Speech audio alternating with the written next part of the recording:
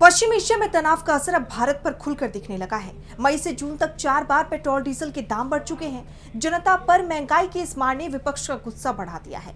एक तरफ सरकार का कहना है कि देश में ईंधन की कमी नहीं है, तो दूसरी तरफ अब सरकार के एक फैसले ने कई गंभीर सवाल खड़े कर दिए हैं। देखिए रिपोर्ट। देश में बढ़ती पेट्रोल डीजल की कीमतों के बीच सरकार ने बड़ा फैसला लिया है। सरकार का कहना है कि अब औद्योगिक और व्यावसायिक संस्थान पेट्रोल पंपों से पेट्रोल डीजल नहीं खरीद सकेंगे। उन्हें अपनी जरूरत का तेल थोक बिक्री केंद्रों से ही लेना होगा। ये पाबंदी 90 दिनों तक लागू रहेगी। दरअसल पेट्रोल पंप और थोक बाजार की कीमतों में बड़ा अंतर आ गया है।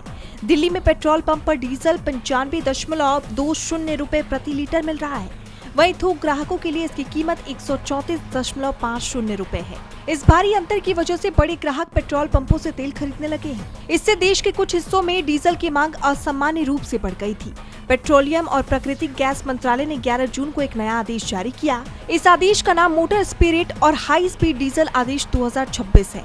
सरकार ने कहा कि दुनिया के कुछ हिस्सों में जारी तनाव से तेल की सप्लाई और जहाजों के आने जाने पर बुरा असर पड़ा है। इससे पेट्रोलियम उत्पादों की उपलब्धता प्रभावित हुई है। नए नियमों के मुताबिक पेट्रोल पंपों पर डीजल की बिक्री सिर्फ वाहनों की टंकी या मान्यता प्राप्त टैंकरों में ही होगी। एक ग्राहक या वाहन एक दिन में अधिकतम 200 लीटर डीजल ही खरीद पाएगा।